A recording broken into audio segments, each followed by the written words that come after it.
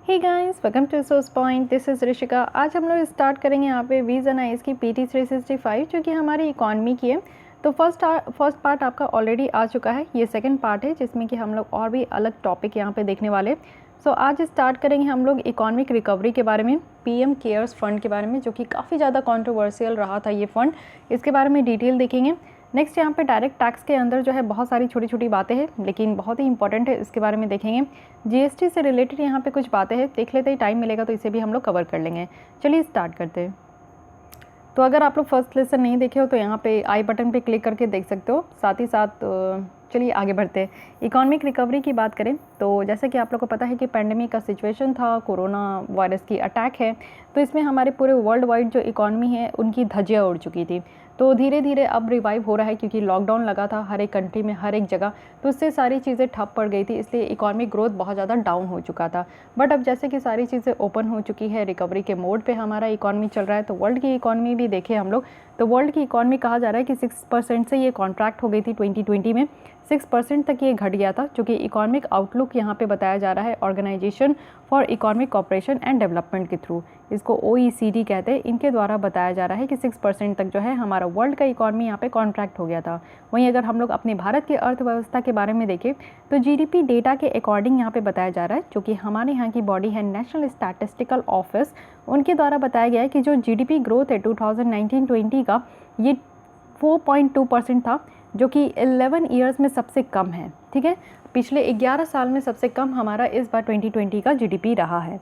Growth in per capita income अगर हम लोग रियल टर्म में देखें, यानी कि ग्रोथ हो रहा है पर हर एक लोगों की इनकम के अकॉर्डिंग अगर देखें तो ये 3.1% था, जो कि इसके लास्ट ईयर अगर आप देखोगे तो 4.8% है, यानी कि बहुत तेज़ी से ये गिरा है।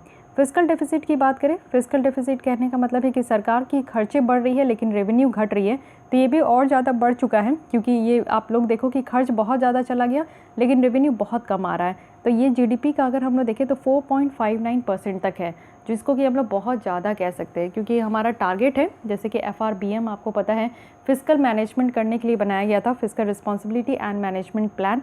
तो इसके अंदर क्या था कि 3% रखा गया है कि टारगेट है, 3.2% था, लेकिन 3% टारगेट था कि हम लोग को इसको अचीव करना है। तो जैसे कि हमारे यहाँ पे फिस्कल डेफिसिट बहुत ज़्यादा और बढ़ते जा रहा है, देखते हैं कि ये कम होने में और कितना ज़्यादा टाइम लगेगा। पब्लिक डेट टू GDP अगर हम लोग देखें, यानी कि हमारे GDP के अकॉर्डिंग, GDP कहने का मतलब है कि gross domestic product, it means कि एक साल के अंदर, एक फाइनेंशियल ईयर के अंदर, जो कि 1 अप्रैल से 31 मार्च तक चलता है, उसके अंदर एक टेरिटरी के अंदर कितनी total production of goods and services होती है, उसको पूरा समराइज अगर हम लोग करें तो उसको GDP कहा जाता है किसी कंट्री का। तो GDP का अगर हम लोग देखें तो वो पब्लिक डेट के हिसाब से देखते हैं। पब्लिक डेट जिसमें कि आप लोग देखो कि कर्ज है, और वो भी बोरोविंग के थ्रू कर्ज हो सकता है या लोन लिए है, किसी भी फॉर्म में ये कर्ज हो सकता है। तो जितना पब्लिक का डेट है उसको अगर कंपेयर किया जाए GDP से, तो ये देखा जा रहा है कि काफ़ी बढ़ गया है और रिकॉर्ड बहुत ज़्यादा हाई हो गया है, 89.3% तक है 2020 में। और इसका कुछ रीज़न भी बताया जा रहा है, क्योंकि लोगों के खर्चे यहाँ पे बढ़ गए हैं इन रिस्पॉन्स टू कोविड-19। स्टार्टिंग में आप जब देखे थे, जब लॉकडाउन का अनाउंस हुआ था इसी टाइम में लास्ट ईयर, तो सारे लोगों को कुछ समझ में नहीं आ रहा था, लेकिन एक ही चीज़ समझ में आ रहा था कि खाने पीने की चीज़ों को स्टॉक कर लेना है। तो काफ़ी खर्चे भी हुए थे और एक्स्ट्रा केयर करने में, आप लोग सैनिटाइज़र खरीदने में, मास्क खरीदने में, ठीक है, तो बहुत ज़्यादा खर्चे भी हुए थे। तो ये खर्चे बढ़ गए, जिसके कारण आप देखो कि यहाँ पे पब्लिक का जो डेट है वो भी बढ़ गया। और डेट इसलिए भी बढ़ता है, खर्चे बढ़ गए और आपके पास अगर पैसे नहीं है और तब आपकी खर्चे बढ़ रहे हैं, इट मीन्स कि आप किसी और से बोरो कर रहे हो, तभी तो खर्चे बढ़ रहे हैं, तभी तो वो कर्ज हो रहा है कि नहीं। और फॉल देखने को मिल रहा है टैक्स रेवेन्यू में और इकोनॉमिक एक्टिविटीज़ में। लॉकडाउन लग गया, सारे इंडस्ट्रीज़ बंद हो गए, सब कुछ ठप हो गया, तो यहाँ पे इकोनॉमिक एक्टिविटी चल नहीं रही थी और सरकार के पास टैक्स रेवेन्यू भी उस कदर नहीं आ रहा था। तो ये दो रीज़न है जिससे कि पब्लिक डेट टू GDP जो है वो बढ़ चुका है। अब शेप ऑफ रिकवरी आप देखो कि बहुत तरीके की रिकवरी की शेप यहाँ पे देखने को मिलेगी, जैसे कि V शेप है, U शेप है, और इसमें आपका इस सूच भी देखने को मिलेगा। ये आपका Z शेप है, W शेप है और L शेप है। ठीक है, अगर आप लोग हमारे वीज़ा ना इसकी टेस्ट सीरीज़ को ज्वाइन किए हुए हैं, जिसमें कि इनसाइट IAS की भी क्विज़ मैं सॉल्व कराती हूँ, हर एक दिन 10 क्वेश्चन हम लोग सॉल्व करते हैं, तो उसमें मैं ये सारे शेप के बारे में आपसे क्वेश्चन भी डिस्कस कर चुकी हूँ। अभी मैं दिखाती हूँ।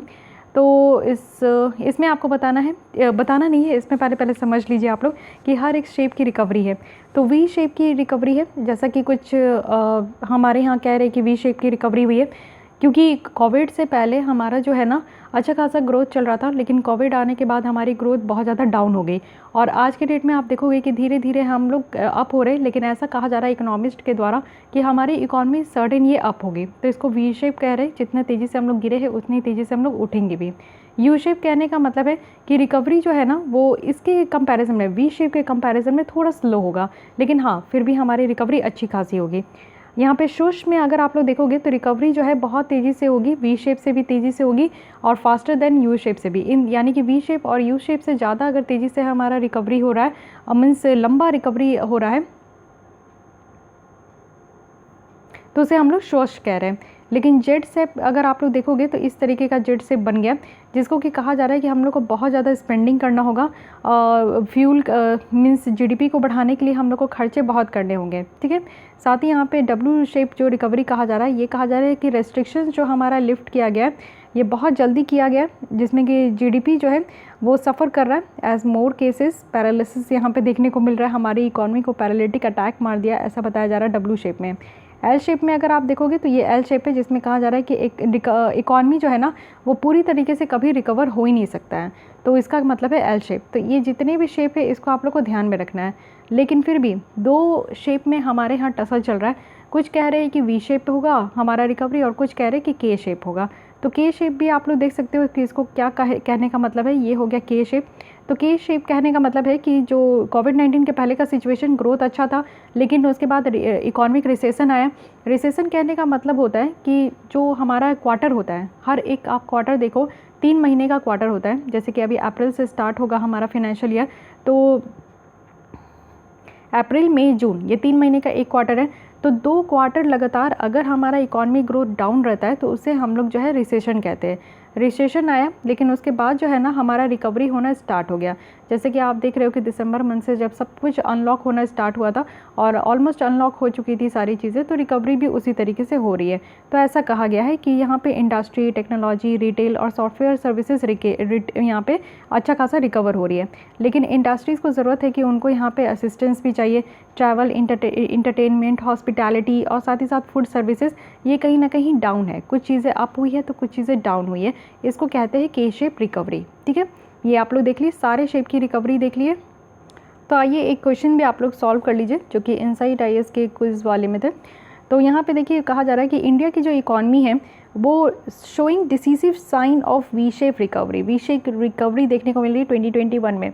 तो वी शेप रिकवरी का मतलब क्या है? क्या इकॉनमी जो कि क्विकली राइज हो जाए एक क्रैश के बाद, या फिर यहाँ पे कुछ ज़्यादा यहाँ पे आपको देखने को मिलेगा, टाइम लगेगा, या फिर ऐसी इकॉनमी जो कि क्विकली रिकॉप कर ले, यानी कि लॉस्ट ग्राउंड को फिर से वो रिकवर कर ले और एक नॉर्मल ग्रोथ ट्रेंड में वो वापस से आ जाए, या फिर ऐसी इकॉनमी जो कि फॉल हो जाए, स्ट्रगल्स करे, मॉडल्स करे, यानी कि बहुत ज़्यादा स्ट्रगल करने के बाद जो है लो ग्रोथ रेट रहे कुछ समय के लिए, जब तक वो यूजुअल लेवल में आए उससे पहले जो है इकॉनमी को बहुत ज़्यादा स्ट्रगल करना पड़ रहा है, तब उनको वी शेप रिकवरी कह रहे हैं। या फिर आप लोग देखो कि ग्रोथ फॉल हो रहा है, राइज हो रहा है, फिर अगेन फॉल हो गया, यानी कि रिकवरी करना अभी भी ज़रूर बाकी है, तो उसको हम लोग वी शेप रिकवरी कहते हैं। तो यहाँ पे आप लोग प्लीज़ अटेम्प्ट लीजिए, पॉज लीजिए, अटेम्प्ट लीजिए, कमेंट बॉक्स में आंसर दीजिए, फिर मैं यहाँ पे आंसर बताती हूँ। तो यहाँ पे हमारा वी शेप रिकवरी बताया जा रहा है। इट मीन्स कि हम लोग जितना भी लॉस किए हैं उसको हम लोग नॉर्मल ग्रोथ ट्रेंड जो है हम लोग वापस ले लेंगे, ये चीज़ें हमारा कहा जा रहा है।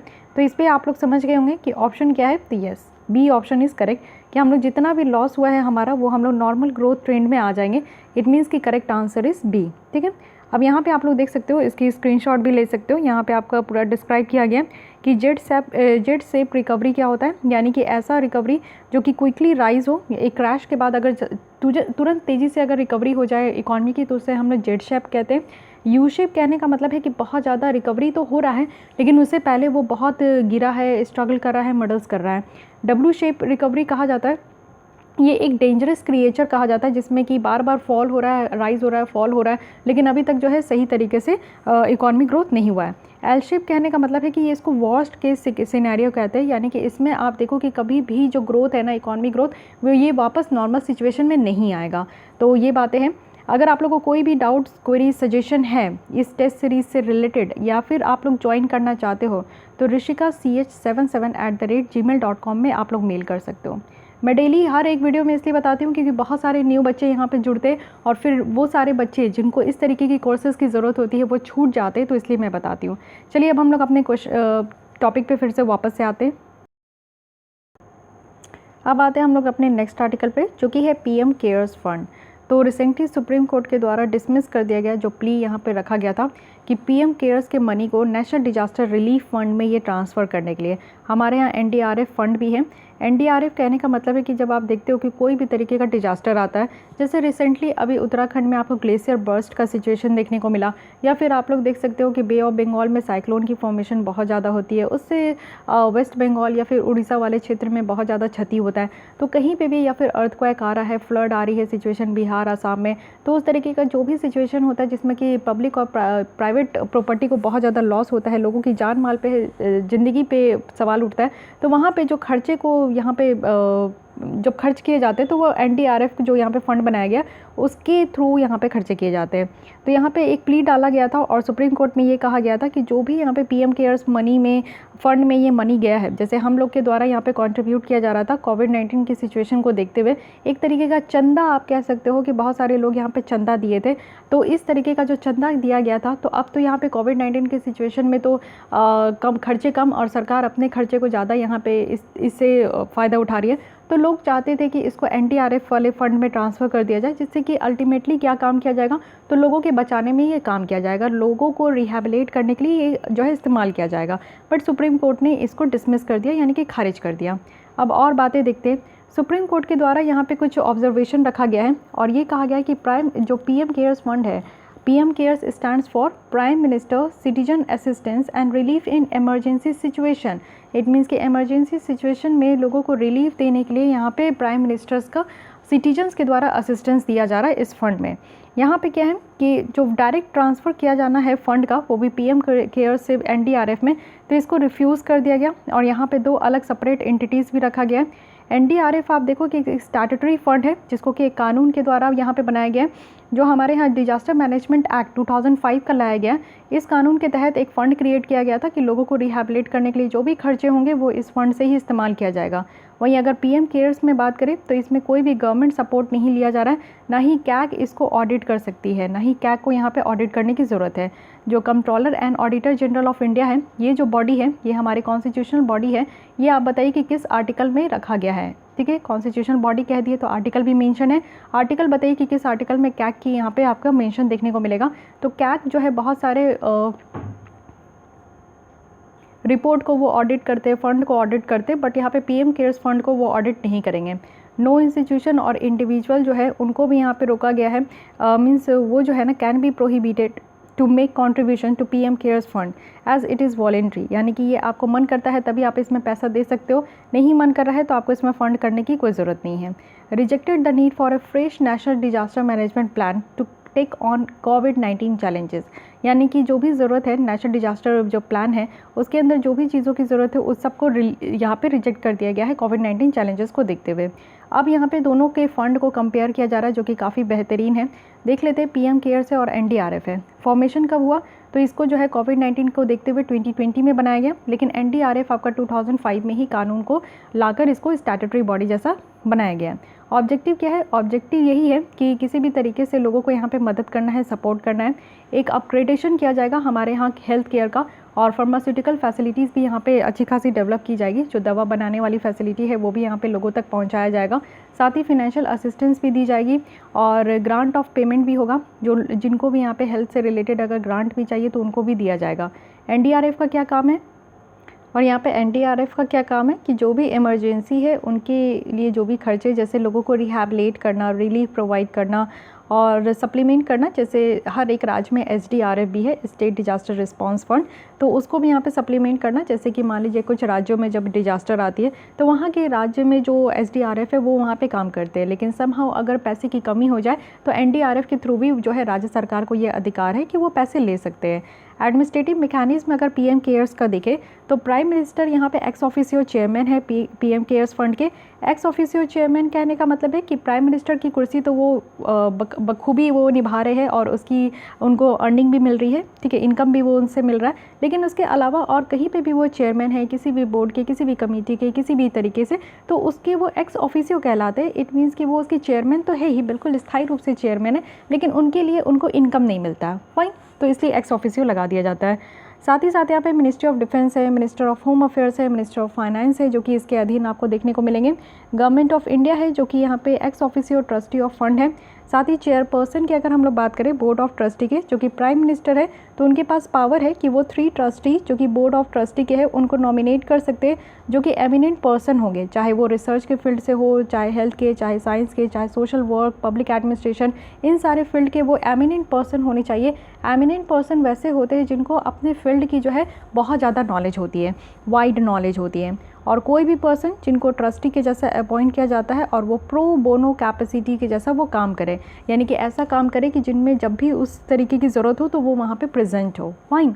तो ये पीएम केयर्स फंड हो गया। एनडीआरएफ की अगर बात करें एडमिनिस्ट्रेटिव मैकेनिज्म कैसे ये काम करता है, तो सबसे पहले ये जो फंड है ये सेंट्रल गवर्नमेंट के द्वारा ही मैनेज किया जाता है। साथ ही यहाँ पे department of agriculture and corporation है, जो कि मिनिस्ट्री ऑफ एग्रीकल्चर और फार्मर वेलफेयर के अंदर ये काम करते हैं। और जितने भी तरीके की रिलीफ है, जैसे कि सूखा आ गया, हेल्थ स्टॉर्म आ गया, पेस्ट अटैक आ गया, कोल्ड वेव है, फ्रॉस्ट है, तो इन सब से रिलेटेड जो भी प्रॉब्लम अराइज होती है उन सबको यहाँ पे ये रिलीफ प्रोवाइड करते हैं। साथ ही आप देखो कि नेचुरल कैलामिटीज़ जो भी यहाँ पे मॉनिटर किया जाता है मिनिस्ट्री ऑफ होम अफेयर्स के द्वारा, वो भी यहाँ पे देखते हैं। तो ये काम इनका हो गया। कंट्रीब्यूशन अगर फंड में देखें तो पीएम केयर्स फंड में जो है ये इंटायरली वॉलेंट्री कंट्रीब्यूशन है, करना है तो कीजिए, नहीं करना है तो मत कीजिए।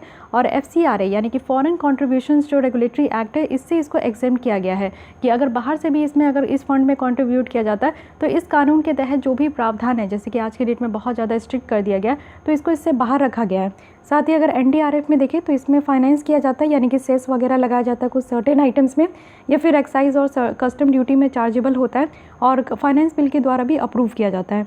ऑडिट की अगर बात करें तो यहाँ पे जो हमारा पीएम केयर्स फंड है ये इंडिपेंडेंट ऑडिटर के द्वारा ऑडिट किया जाता है, और जो एनडीआरएफ है ये इसको कैग यहाँ पे ऑडिट करते हैं, फाइन। तो ये सारी डिफरेंस है जो कि काफ़ी इंपॉर्टेंट है, कहीं लिखने आए, कहीं आपका ऑब्जेक्टिव टाइप क्वेश्चन आए, तो आई होप कि आपको समझ में आया हो और अच्छे से आप टैकल कर पाओगे। तो नेक्स्ट टॉपिक के साथ स्टार्ट करते हैं, जो कि हमारा डायरेक्ट टैक्सेस है। डायरेक्ट टैक्स क्या होता है? देखिए, टैक्स 2 तरीके की होती है, एक डायरेक्ट होता है, एक इनडायरेक्ट होता है। तो इनडायरेक्ट में से बहुत सारे ऐसे टैक्स है जिसको कि सबस्यूम करके एक टैक्स लाया गया है, जीएसटी। बहुत सारे टैक्स अभी भी इनडायरेक्ट टैक्स से बाहर रखे गए, धीरे धीरे उसको भी जीएसटी के अंदर लाने की बात की जा रही है। बट अभी हम लोग यहाँ पे कोशिश करेंगे समझने का कि डायरेक्ट टैक्स न्यूज़ में क्यों है और इसके बारे में कुछ बातें करेंगे। ये एक तरीके का टैक्स होता है जहाँ पे आप देखो कि जो भी लोग अगर इनकम टैक्स के स्लैब में आप लोग आते हो उसके हिसाब से, तो आप लोग जो है डायरेक्ट गवर्नमेंट को टैक्स पे करते हो। जो भी आप अर्न कर रहे हो उसका कुछ परसेंट जो है आप गवर्नमेंट को डायरेक्ट दे रहे हो। इट मीन्स कि डायरेक्ट आप दे रहे हो, बीच में कोई इंटरमीडियरीज नहीं आ रहे, सो इसे हम लोग डायरेक्ट टैक्स कहते हैं। और ये टैक्सेस है जहाँ पे इंसिडेंस और जो टैक्सेशन फॉल होता है वो दोनों हम लोग देखते हैं, इसकी इम्पैक्ट भी देखने को मिलता है। इट मीन्स कि डायरेक्ट टैक्स एक ऐसा टैक्स है जो कि यहाँ पे डायरेक्टली हम लोग पे करते हैं, और यही चीज़ देखा जाता है कि अगर हम लोग डायरेक्टली पे नहीं कर रहे हैं तो सरकार की जो रेवेन्यू जनरेट होती है वो कहीं ना कहीं इम्पैक्ट होती है। तो इसको हम लोग एक प्रोग्रेसिव टैक्स कहते हैं। प्रोग्रेसिव टैक्स कहने का मतलब होता है कि जैसे अगर आप जिस हिसाब से कमा रहे हो, अगर आप कम कमा रहे हो तो आपको सरकार को कम टैक्स देना है, यानी कि लो परसेंटेज ऑफ टैक्स देनी है। लेकिन अगर आप ज़्यादा कमा रहे हो तो आपको ज़्यादा परसेंटेज ऑफ टैक्स देनी है। तो इसे हम लोग क्या कहते हैं? प्रोग्रेसिव, यानी कि जैसे जैसे आपकी अर्निंग बढ़ते जाएगी वैसे वैसे आप जो टैक्स स्लैब है उसमें आपका भी क्राइटेरिया आपका बढ़ते जाएगा और आपको ज़्यादा परसेंटेज ऑफ जो टैक्सेस है वो सरकार को देने होंगे। तो यहाँ पे हम लोग के यहाँ कैसा टैक्स है? तो प्रोग्रेसिव टैक्स है, वो भी डायरेक्ट टैक्स को कहा जा रहा है। यहाँ पे वेरियस टाइप्स भी देखने को मिलेगा। एक तो इनकम टैक्स है, जितना आपको इनकम आ रहा है उससे आप दो। दूसरा कॉर्पोरेट टैक्स है, कॉर्पोरेट भी अपना टैक्स देते हैं। डिविडेंड डिस्ट्रीब्यूशन टैक्स है जिसे डीडीटी टैक्स कहते हैं। और सिक्योरिटीज़ ट्रांजैक्शन टैक्स है, जितने भी सिक्योरिटीज़ की ट्रांजैक्शन होती है जीसेक वगैरह, उसमें जो टैक्सेस लगते हैं उससे जो सरकार को रेवेन्यू आता है उसे हम लोग कहते हैं। साथ ही फ्रिंज बेनिफिट टैक्स है और वेल्थ टैक्स है। तो इतने तरीके के टैक्सेस भी है जो कि आपके डायरेक्ट टैक्स के कैटेगरी में आते हैं। तो अब हम लोग समझते हैं कि डायरेक्ट टैक्स को यहाँ पे न्यूज़ में क्यों है, क्योंकि डायरेक्ट टैक्स में कुछ रिफॉर्म लाने की बात की जा रही है और कुछ रिफॉर्म लाया भी जा रहा है। तो उन सारे बातों के बारे में देख लेते हैं। रैशनलाइजेशन और सिंप्लीफिकेशन किया जा रहा है इनकम टैक्स स्ट्रक्चर को। यहाँ पे जितने भी आपके टैक्स स्लैब होते हैं, जैसे कि अगर आपका 10 लाख से ज़्यादा आपका पर एनम है तो आप उसमें टैक्स देते हो, 20 लाख से ज़्यादा या फिर 50 लाख से ज़्यादा तो उस हिसाब से टैक्स दिया जाता है। बट इसको ये जो टैक्स स्लैब है ना डिफरेंट इसी को यहाँ पर आपका सिंप्लीफाई किया जाएगा। जो कॉर्पोरेट के रेट टैक्स स्ट्रक्चर होते और एग्जेम्पशंस जो रखा गया है, यानी कि अगर लॉस हो गया है रेवेन्यू का क्योंकि लार्ज नंबर ऑफ एग्जेम्पशंस है तो उन सारे एग्जेम्पशंस को कुछ छूट भी दिया जाता है, तो वो सारे एग्जेम्पशंस को अब ख़त्म किया जाएगा, वाइडन किया जाएगा। जो टैक्स बेस है उसको और ज़्यादा बढ़ाया जाएगा और जो कॉम्प्लेक्सिटी है डायरेक्ट टैक्स सिस्टम में थोड़ा बहुत कॉम्प्लेक्स देखने को मिलता है उस चीज़ों को कम किया जाएगा। देन यहाँ पे जो टैक्स लिटिगेशन से यहाँ पे देखा जाता है, तो लिटिगेशन मतलब कि कुछ भी अगर आपको सही नहीं लग रहा है तो आप फाइल कर सकते हो उसके अगेंस्ट में केसेस। तो टैक्स लिटिगेशंस जो है, जो आप देखते हो कि tendency of tax officials to initiate an action, यानी कि कोई एक्शन लिया जाता है किसी के अगेंस्ट में, जो टैक्स लिटिगेशंस होता है उसको भी कम करने की कोशिश की जाएगी।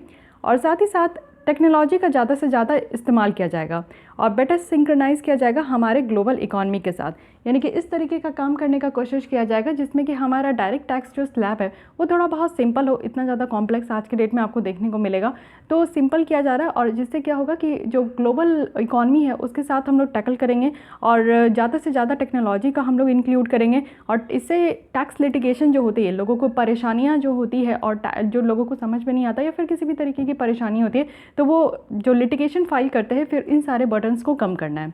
इंडिया की टैक्स अगर आप लोग पेनिट्रेशन स्टेटस अगर हम लोग देखें कि कितना टैक्स यहाँ पे दिया जाता है तो टोटल पॉपुलेशन आप देखो हमारे यहाँ, उसका सिर्फ अगर आपको जानना है तो टोटल पॉपुलेशन का हमारे यहाँ जो डायरेक्ट टैक्स दिया जाता है सरकार को उस बहुत कम परसेंट है, क्योंकि ज़्यादातर लोग जो है ना टैक्स इवेजन पे ज़्यादा ध्यान देते हैं कि कैसे टैक्सों की चोरी किया जाए। इट मीन्स कि सरकार को टैक्स देने से बचते हैं बहुत सारे लोग। तो टैक्स पेयर हमारे यहाँ देखोगे तो 578 मिलियन है और इसका सिर्फ 5% है जो कि यहाँ पे टैक्सेस फाइल करते हैं। टैक्स पेयर अगर हम लोग देखें तो 15 मिलियन है और 1.15% है जो कि एक्चुअली यहाँ पे टैक्स पे करते हैं सरकार को।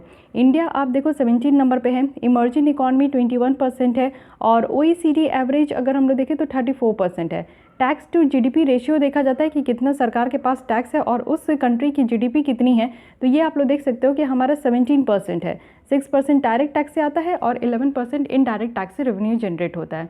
तो अगर ये चीज़ें पूछी जाए आपसे कि ज़्यादातर गवर्नमेंट को जो रेवेन्यू जनरेट होता है वो किस तरीके के टैक्सेस से होता है, तो ऑब्वियस है कि इनडायरेक्ट टैक्स से ज़्यादा होता है। तभी तो आप आज के डेट में देख रहे हो कि कोविड-19 के बाद जब अल्कोहल की शॉप खुली थी तो उसमें कितना ज़्यादा टैक्सेस लगाया जा रहा था, क्योंकि वो डायरेक्टली जो है सेंट्रल गवर्नमेंट के पॉकेट में जाता है, सेंट्रल गवर्नमेंट के पॉकेट में जाता है। आज के डेट में पेट्रोल और डीजल के आप लोग देख रहे हो कि कितना महंगे हो चुके हैं, तो उसमें बहुत ज़्यादा टैक्स लगाया जा रहा है जिससे कि उनकी जो है जेब गर्म हो सके, क्योंकि डायरेक्ट टैक्स से जो है सरकार को उतना ज़्यादा बेनिफिट नहीं होता है। अब एक बार यहाँ पे गो थ्रू हो लीजिए डायरेक्ट टैक्स में कौन कौन से आते हैं, इनडायरेक्ट टैक्स में भी आप लोग देख लीजिए। डायरेक्ट टैक्स में आपको इनकम टैक्स देखने को मिलेगा, कॉर्पोरेशन टैक्स है जितने भी कॉर्पोरेट कंपनीज में लगाया जाती है, प्रॉपर्टी टैक्स है, आपके पास कोई प्रॉपर्टी है तो उसके ऊपर भी डायरेक्ट टैक्स देना होता है, इनहेरिटेंस टैक्स है, गिफ्ट टैक्स है, वेल्थ टैक्स है। इसके अलावा आप देखो custom duty, excise duty, service tax, sale tax और वैट, ये कुछ टाइप्स ऑफ टैक्स है जो कि इनडायरेक्ट टैक्स के अंदर में आते हैं। तो इसको भी आप लोग को बाइफर्केट करके अच्छे से रिमेंबर करना है कि कौन से टैक्स किसके अंदर है, डायरेक्ट टैक्स और इनडायरेक्ट टैक्स। तो साथ ही अभी हम लोग कुछ टाइप्स ऑफ टैक्स भी क्लियर कर लेते हैं। जैसे यहाँ पे डिविडेंड डिस्ट्रीब्यूशन टैक्स की बातें की जा रही है, तो ये एक तरीके का टैक्स लगाया जाता है उन सारे कंपनी में जो कंपनी अपने एम्प्लॉयर्स को कितने भी परसेंटेज ऑफ डिविडेंड देते हैं, यानी कि कुछ भी प्रॉफिट होता है कंपनी को तो वो अपने एम्प्लॉयर्स को उस परसेंटेज से देते हैं। तो जितने परसेंटेज से वो डिविडेंड देते हैं ना, उसी हिसाब का वो यहाँ पे टैक्स देना होता है उनको, इंडियन गवर्नमेंट को भी। तो ये कंपनीज़ के ऊपर लगाया जाता है।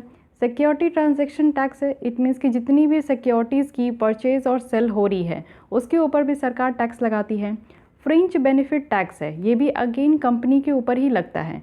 कंपनी में जितना भी बेनिफिट हो रहा है तो वो बेनिफिट कंपनी अपने एम्प्लॉय को कॉम्पेंसेशन के साथ साथ कुछ परसेंटेज ऑफ बेनिफिट भी यहाँ पे ऐड करते हैं। तो कॉम्पेंसेशन के साथ साथ बेनिफिट अगर ऐड किया गया तो उस हिसाब से भी कितना दिया जा रहा है एम्प्लॉयर को, तो इस पर भी टैक्स लगाया जाता है सरकार के द्वारा, जिसको कि फ्रिंज बेनिफिट टैक्स कहते हैं। और वेल्थ टैक्स है, जितना भी धन है उसके ऊपर आपको डायरेक्ट टैक्स देना होगा। तो हर एक डायरेक्ट टैक्स की अपनी अलग अलग उसकी कैरेक्टरिस्टिक है, तो आई थिंक कि ये आप लोग समझ गए होंगे। नेक्स्ट आते हैं कि क्या यहाँ पे सरकार के द्वारा स्टेप्स दिया जा रहा है कि वो डायरेक्ट टैक्स इकोसिस्टम को पहले की तुलना में और ज़्यादा इम्प्रूव करे।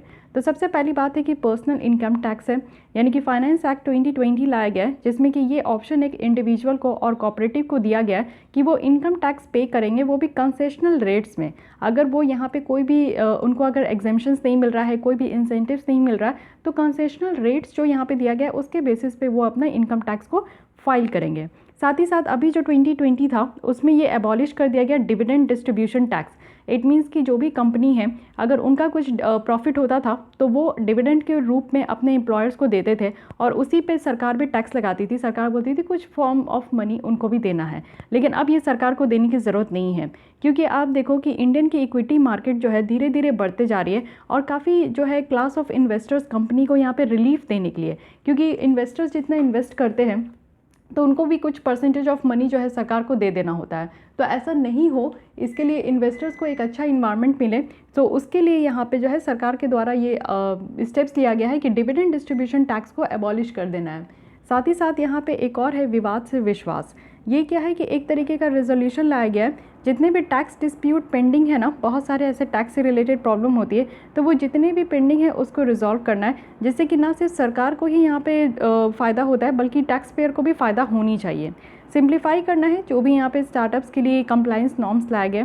स्टार्टअप्स कंपनी के लिए भी आप देखो कि एंजल टैक्स का एक क्राइटेरिया होता है। एंजल टैक्स है जो कि सीधे स्टार्टअप टैक्स पे लगाई जाती है, तो एग्जेम्पशंस रखा गया है एंजल टैक्स का। साथ ही यहाँ पे कॉन्स्टिट्यूट किया जाएगा डेडिकेटेड स्टार्टअप सेल को। तो यहाँ पे जो भी आपका स्टार्टअप्स है तो हैज़ल फ्री वो उनका टैक्स इन्वायरमेंट होना चाहिए, यानी कि अगर आप अपना खुद का बिजनेस इस्टेब्लिश करना चाहते हैं, एंटरप्रेन्योर बनना चाहते हो, तो ऐसा ना हो आपको कि आपको समझ ही नहीं आए कि किस तरीके का टैक्स क्राइटेरिया है स्टार्टअप्स के लिए, क्योंकि अलग अलग क्राइटेरिया है। तो इसलिए स्टार्टअप्स आज की डेट में हमारे इंडिया में ग्रो होते जा रहा है और ऑल ओवर द वर्ल्ड में अगर कंपटीशन करना है तो स्टार्टअप को एक अच्छा इन्वायरमेंट प्रोवाइड करने के लिए इस तरीके से जो है टैक्स से भी बाहर रखा जा रहा है। साथ ही मॉनेटरी लिमिट भी बढ़ाने की बात की जा रही है। जैसे आप देखो 20 लाख से 50 लाख होगा जो भी यहाँ पे इनकम टैक्स अपीलेट ट्रिब्यूनल में अगर अपील कर रहे हैं। 50 लाख से 1 करोड़ है अगर वो हाई कोर्ट में अपील कर रहे हैं। 1 करोड़ से 2 करोड़ है अगर वो सुप्रीम कोर्ट में अपील कर रहे हैं। तो इस चीज़ को भी आप देख सकते हो कि मॉनेटरी लिमिट भी किया गया है अपील को फाइल करने के लिए। सो ये सारे कुछ स्टेप्स है जो कि सरकार के द्वारा लिया गया है कि डायरेक्ट टैक्स पे कैसे रिफॉर्म करें। Coming to the next topic जो कि है रिसेंट एफर्ट्स दिखते हैं जिसमें कि डायरेक्ट टैक्स अरेंजमेंट को रिफॉर्म करने की बात की गई है। सबसे पहला है कि ट्रांसपेरेंट टैक्सेशन की बात की गई है। ऑनरिंग द ऑनेस्ट प्लेटफॉर्म, एक तरीके का प्लेटफॉर्म लाया गया है। इसका एम यही है कि जो टैक्स कंप्लाइंसेस है उसको और ईज़ करना है और भी ज़्यादा एक सिंप्लीफाई करना है, और जितने भी ऑनेस्ट टैक्स पेयर है जो कि एकदम टाइम टू टाइम अपना टैक्स पे करते हैं उनको रिवॉर्ड भी करना चाहिए। अगर आप लोग टैक्स पेयर हो बहुत लंबे समय से और टैक्स पे करते हो, या फिर आपके फादर मदर कोई भी है जो टैक्स पे करते हैं, तो अगर टाइमली टैक्स पे करते हैं ना तो उनको एक सर्टिफिकेट भी दिया जाता है। Bronze certificate, silver certificate, gold certificate भी होता है इनके तरफ से। तो उस तरीके से ये लोग ऑनर भी करते हैं और रिवॉर्ड भी देते हैं। मेन फीचर इस प्लेटफॉर्म का यही है कि ये फेसलेस असेसमेंट करेंगे और फेसलेस अपील होगा और टैक्स पेयर चार्टर होगा। अब ये 3 पॉइंट्स को समझिए क्योंकि बहुत इंपॉर्टेंट है। फेसलेस असेसमेंट होगा, इसमें क्या है कि टैक्स पेयर और जो इनकम टैक्स ऑफिसर होते हैं, जब आप यूपीएससी का एग्ज़ाम क्रैक करोगे तो यहाँ पे भी आपको एक पोस्ट मिलेगा इनकम टैक्स ऑफिसर का। तो जब आप यहाँ पे पहुँचोगे और टैक्स पेयर के बीच में जो डायरेक्ट कांटेक्ट होता था इसको कम करने की कोशिश की जा रही है। और साथ ही साथ ये फेसलेस है, ठीक है, जैसे आपके मोबाइल में भी फेसलेस आप रखते हो अपना स्क्रीन लॉक, तो यही चीज़ है कि फेसलेस है, आराम से यहाँ पे काम हो सकता है। टैक्स पेयर का यहाँ पे सिलेक्शन किया जाएगा जो कि सिस्टम के थ्रू होगा और उनके डेटा को एनालिटिक्स करके या फिर आर्टिफिशियल इंटेलिजेंस के थ्रू जो है इनको सेलेक्ट किया जाएगा। साथ ही सिमिलर लाइंस में आप देखो कि जो central board of indirect tax और कस्टम है उनके द्वारा भी ये फेसलेस असेसमेंट को इनरोल किया जाएगा जल्द से जल्द, और उनका इनिशिएटिव है तुरंत कस्टम। ये याद रखिएगा, तुरंत कस्टम किसका है? इनडायरेक्ट टैक्स का है, और ये ऑनरिंग द ऑनेस्ट प्लेटफॉर्म जो है ये डायरेक्ट टैक्स का है। नेक्स्ट यहाँ पे सेकंड पॉइंट है फेसलेस अपील, यानी कि अभी जो हमने देखा कि अपील अगर आपको करना है सुप्रीम कोर्ट, हाई कोर्ट में, तो यहाँ पे अब आपको जाकर अपील नहीं करना है। अब क्या है कि अपील जो है वो यहाँ पे ऑफिसर के द्वारा, किसी भी ऑफिसर के द्वारा रैंडमली अलॉट किया जाएगा और साथ ही साथ आइडेंटिफाई किया जाएगा उन ऑफिसर्स को, और फिर उसके बाद डिसाइड किया जाएगा कि उनकी जो अपील है ना वो कब यहाँ पे सुनी जाएगी। साथ ही टैक्स पेयर चार्टर है। ये चार्टर क्या होता है? एक लिस्ट होता है किसी भी चीज़ की। तो यहाँ पे जितने भी टैक्स पेयर है और जो टैक्स ऑफिसर्स है उन दोनों की राइट्स और रिस्पॉन्सिबिलिटी को यहाँ पे लिस्ट किया जाएगा। और ये एक तरीके का इसलिए रखा जा रहा है क्योंकि जितने भी सिटीजन्स हैं हमारे जैसे, जो कि इंश्योर टाइमली उनको सर्विस मिले IT डिपार्टमेंट के द्वारा, यानी कि हमें जो भी सर्विस की ज़रूरत होती है, जैसे हम टैक्स फाइल करते हैं, टैक्स रिटर्न आता है, साथ ही साथ हमें जो भी प्रॉब्लम होती है, अगर इशू है, तो हम लोग जो यहाँ पे टैक्स ऑफिसर के द्वारा जो डायरेक्ट कांटेक्ट करते हैं, तो वो सारी चीज़ों के लिए उनकी तरफ से जो सर्विस हमें प्रोवाइड किया जाता है वो और बेटर तरीके से हो, इसलिए यहाँ पे एक टैक्स पेयर चार्टर लाया गया है। तो फेसलेस असेसमेंट है, यानी कि अब आपको जो है डायरेक्ट कॉन्टैक्ट करने की ज़रूरत नहीं है, आपको असेस किया जाएगा आपके जो भी डेटा है उसको एनालाइज करके और आर्टिफिशियल इंटेलिजेंस के थ्रू।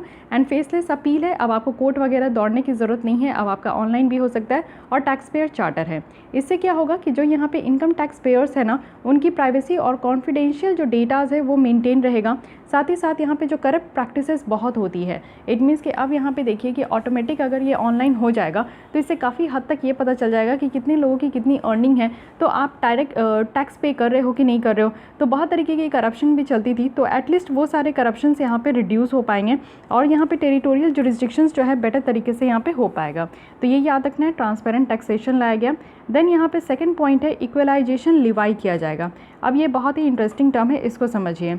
मेनली ये डिजिटल सर्विस टैक्सेस है, और वो जैसे कि बड़ी बड़ी जाइंट कंपनी है आपका गूगल, फेसबुक, उन सब के लिए यहाँ पे एक अच्छा सा ऑप्शन लाया गया है। जैसे इंडिया के द्वारा अडॉप्ट किया गया है कि 2% DST लगाएंगे, वो भी DST क्या, डिजिटल सर्विस टैक्स, यानी कि ये डिजिटली सर्विस हमें प्रोवाइड कर रहे हैं। कुछ भी आपको सर्च करना होता है, आप गूगल पे जाते हो, फेसबुक पे जाते हो, तो ये क्या करते हैं कि हमें डिजिटली सर्विस प्रोवाइड करें, तो इसके लिए भी अब उनको टैक्स देना होगा। अब यहाँ पे क्या है कि 2% का टैक्स देना है।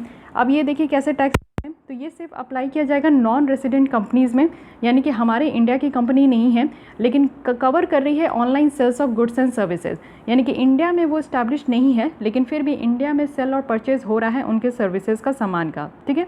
इससे पहले आप देखो 2016 में इक्वलाइजेशन लिवाई को इंट्रोड्यूस किया गया था, और डिजिटल एडवर्टीजमेंट सर्विस के लिए, यानी कि जो भी डिजिटल एडवर्टीजमेंट करते हैं, जैसे आप अभी मेरे वीडियो देख रहे हो तो इसमें आपको एडवर्टीजमेंट देखने को मिलता है, या फिर आप टेलीविज़न देखते हो तो उसमें बहुत सारा एडवर्टीजमेंट देखने को मिलता है। तो जो भी डिजिटली, अगर यहाँ पे इंटरनेट के ऊपर जो यहाँ पे आपका एडवर्टीजमेंट दिया जाता है तो उसके ऊपर भी टैक्स लगाया जाता था 2016 में, ठीक है। और ये उन सारे कंपनीज़ के लिए है जो कि नॉन रेसिडेंट है, हमारे इंडिया की कंपनी के से नहीं, बाहर की कंपनी से ये लिया जा रहा है, फाइन। तो ये जो टैक्स रेट था ये 6% है। बाद में 2020 और 21 का जो बजट आया था, इसमें इस चीज़ को और ज़्यादा बढ़ा दिया गया, और यहाँ पे जितने ई कंपनीज़ है ना, ई कॉमर्स कंपनीज़ है, जिससे कि आप लोग शॉपिंग परचेज करते हो, तो उसको भी इसके अंदर लाया गया है। और अभी जो टैक्स रेट है ये 2% है, ये एक तरीके का सरचार्ज है, यानी कि 6% तो देना ही है जो भी कंपनी आउट ऑफ इंडिया की है, और साथ ही साथ उसमें 2% का सरचार्ज लगाया जा रहा है। तो सरचार्ज क्या होता है, टैक्स ऑन टैक्स होता है। इट मीन्स कि यहाँ पे किसी स्पेशल पर्पस के लिए नहीं होता है, बस ये सेंट्रल गवर्नमेंट के द्वारा लगाया जाता है, और इससे जो रेवेन्यू जनरेट होता है वो सेंट्रल गवर्नमेंट के ही झोली में आता है। तो ये एक 2% का सरचार्ज लगाया जा रहा है। तो अगर हम लोग देखें तो आज के डेट में डिजिटल इकॉनमी का ग्रोथ इस तरीके से हो रहा है, तो इसी को देखते हुए यहाँ पे हमारी सरकार के द्वारा भी डिजिटल जो कंपनीज़ हैं उनके ऊपर टैक्स लगाया जा रहा है कि वो पे करेंगे, और साथ ही साथ अब क्या वो पे करेंगे। तो इसके अंदर आप देखो OECD का जो base erosion and profit shifting है, ये एक तरीके का फ्रेमवर्क है, ये आपको देखने को मिलेगा। OECD का अपना एक फ्रेमवर्क लाया गया जिसमें कि जो भी कंट्रीज इसके अंदर है और वो डिजिटल यहाँ पे फर्म में काम कर रही है, तो उनको यहाँ पे टैक्स देना होता है, चाहे वो उनका फिजिकली वो प्रेजेंस हो कि नहीं उस जगह पे, वो मैटर नहीं करता, लेकिन उनको टैक्स देना होता है। तो बेस इरोजन कहा जा रहा है। बेस इरोजन कहने का मतलब है कि मान लीजिए कि यहाँ पे इंडिया में कोई कंपनी है, ठीक है, तो इंडिया में कोई कंपनी है और बांग्लादेश में ये कंपनी की, यहाँ पे इस कंपनी की ब्रांच बांग्लादेश में नहीं है, लेकिन फिर भी जो टैक्स यहाँ पे इंडिया के द्वारा दिया जाएगा वही टैक्स बांग्लादेश के द्वारा भी दिया जाएगा। क्यों? क्योंकि इसके अंदर ये रखा गया है कि फिजिकली प्रेजेंस है या नहीं उस कंपनी की, उससे मैटर नहीं करता, लेकिन अगर आप इस कंपनी में और इसके साथ काम कर रहे हो तो आपको यहाँ पे टैक्स देना होगा। लेकिन यही चीज़ अगर इक्वलाइजेशन लिवाई के ऊपर देखें तो ऐसा नहीं है। मान लीजिए इंडिया है और बांग्लादेश है, तो एक कंपनी है जो कि बांग्लादेश में है लेकिन इंडिया में उसकी ब्रांच नहीं है, तो यहाँ पे इंडिया में उसकी ब्रांच नहीं है, तो यहाँ पे बांग्लादेश में ब्रांच है, लेकिन हाँ सर्विस पूरा इंडिया के लोगों को प्रोवाइड किया जा रहा है, तो फिर ऐसे कंपनी के ऊपर जो है ना यहाँ पे इक्वलाइजेशन लिवाई लगता है, ठीक है। अब OECD के अंदर आप देखो तो यहाँ पे ब्लूप्रिंट रखा गया है 2 पिलर्स में। पिलर वन है जिसमें कि यहाँ पे जो भी प्रॉफिट डिजिटल कंपनीज़ के द्वारा हो रहा है और जिस भी कंट्री में हो रहा है तो उनको राइट है कि सबसे पहले वो वहाँ टैक्स पे करें। पिलर 2 है जिसमें कि मैकेनिज्म में रखा गया है कि वो टैक्स को पर जुरिस्डिक्शन वो कैलकुलेट करे और इसको यहाँ पे टोटल जितनी भी प्रॉफिट पूल है उसके द्वारा चार्ज किया जाएगा। तो ये OECD का अपना यहाँ पे ब्लूप्रिंट है। ब्लूप्रिंट कहने का मतलब होता है कि आपको कैसे काम करना है उसके पहले का जो एक लिस्ट प्रिपेयर किया जाता है तो उसको ब्लूप्रिंट कहते हैं। तो ये चीज़ें OECD का है, ठीक है। ये भी आप ध्यान रखिएगा कि वो लोग भी क्या कर रहे हैं। इससे रिलेटेड न्यूज़ अगर हम लोग देखें तो यूनाइटेड स्टेट ट्रेड रिप्रेजेंटेटिव है जिनके द्वारा यहाँ पे एक प्रोब लॉन्च किया गया है इंडिया के डिजिटल टैक्स में। तो वो देख रहे हैं कि इंडिया जो इस तरीके से डिजिटल टैक्स लगा रही है वो कितने हद तक सही है। तो इस ऑफिस के द्वारा अनाउंस किया गया है और इसको स्टार्ट किया गया है इन 301 इन्वेस्टिगेशन के तहत इंडिया के अगेंस्ट में, और 9 अदर और कंट्रीज़ हैं जो कि इस तरीके का डिजिटल सर्विस टैक्स लगा रही है और कंसीडर कर रही है। तो इससे क्या है ना कि अमेरिकन कंपनीज़ को बहुत ज़्यादा अफेक्ट हो रहा है, क्योंकि आप देखते हो बेसिकली सारी कंपनीज़ कहाँ हैं, सब आपको अमेरिका में ही देखने को मिलेगा, अमेजन वगैरह सब। तो ये जो 301 सेक्शन है ना ट्रेड एक्ट 1974 का, ये यूएस गवर्नमेंट को अलाउ करती है कि वो यहाँ पे यूनिलैटरली टैरिफ इम्पोज कर सकते हैं और दूसरी ट्रेड रेस्ट्रिक्शन कर सकते हैं फॉरेन कंट्रीज़ में। तो जैसे आप देखते हो कि सैंक्शन वगैरह लगा दिया जाता है, डोनाल्ड ट्रंप थे तो वो पता नहीं किसके किसके ऊपर वो सैंक्शन लगाते ही थे हमेशा, तो वो इसी एक्ट के थ्रू लगाते थे और इसी सेक्शन के थ्रू उनको ये पावर दिया गया था कि उनको अगर लगता है कि कोई भी कंपनी के ऊपर ट्रेड से लेकर अगर रेस्ट्रिक्ट करना है या फिर कोई टैरिफ एक्स्ट्रा लगाना है तो वो यहाँ पे लगा सकते हैं। तो ये चीज़ें ध्यान रखनी है।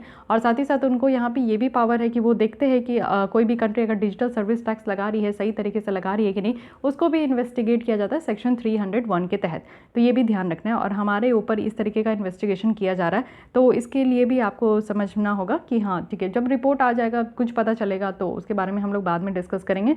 But this is all about. और इक्वलाइजेशन जो लिवाई लगाया जाता है ना, वो आप समझ सकते हैं कि इक्वल करने के लिए, ऐसा नहीं है कि कहीं से भी किसी को प्रॉफिट हो। जैसे हमारे यहाँ की कोई जो है पेरेंट कंपनी नहीं है लेकिन बाहर की कंपनी है, तो वो हमारे लोगों को सर्विस वगैरह प्रोवाइड कर रहे हैं, तो उनको फ़ायदा तो हो रहा है ना। जैसे कि आप अमेज़न, फ्लिपकार्ट, ये सारी चीज़ों से आप बाहर की कोई भी कंपनी से आप खरीदते हो सामान, तो उनको फ़ायदा तो हो रहा है ना। अब वो हमारे कस्टमर से, हमारे सिटीजन से फ़ायदा ले रहे हैं, तो उससे जो है हमारे इंडियन गवर्नमेंट को भी फ़ायदा होना चाहिए। तो कुछ परसेंटेज ऑफ टैक्स आप यहाँ इंडियन गवर्नमेंट को भी दीजिए।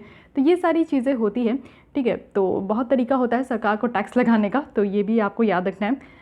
सो आज के लिए बस इतना ही रखते हैं। नेक्स्ट हम लोग मिलते हैं तो कुछ क्वेश्चंस के साथ अब हम लोग मिलेंगे। इस लेसन में क्वेश्चन नहीं था, लेकिन नेक्स्ट लेसन से आपको क्वेश्चंस देखने को मिलेगा। प्रीवियस ईयर जो क्वेश्चंस है उसको हम लोग डिस्कस करेंगे, जैसे पॉलिटी में भी किए थे। तो आई होप कि आपको ये लेसन अच्छा लग रहा होगा और आप डेली बेसिस में आपको लेसन मिलेंगे। तो चलिए इसी को हम लोग कंटिन्यू करते हैं, मिलते हैं कल। आज के लिए इतना ही, थैंक यू।